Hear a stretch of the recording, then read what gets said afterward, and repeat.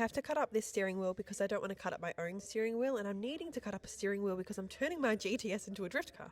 I'm putting in an aftermarket wheel, and they don't make a hub that matches an aftermarket wheel and the HSV or Commodore steering column. So I'm having to do a bit of backyard fabrication and make my own, and that's okay.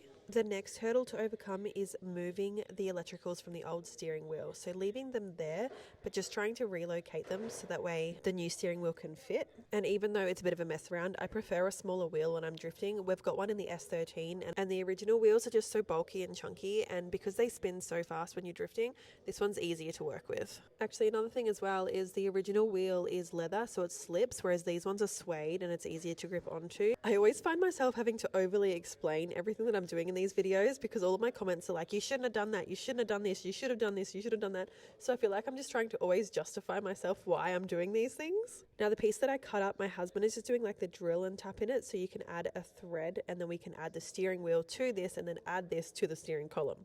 And I didn't want to be practicing on something that I just spent like 2 hours working on. Now that it's got its threads and I've painted it black, I can bolt it to the wheel so it blends in a little bit more and it's not right there in your face. And this is what I'm left with. The next thing I have to do is just make sure that it sits onto the steering column. Let's go try that right now. With a little bit of manipulation, the steering wheel is now complete. Let's see if it fits on. It does. Perfect.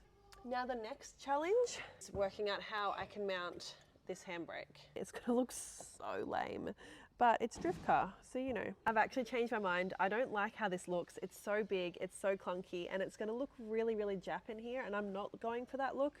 So I'm gonna go for a smaller handbrake, and then if I get a different assembly on it, I should be able to tuck it in underneath the radio here and leave all of that looking quite standard, but I don't think I can do that with this. Nah, I'm gonna get a new one.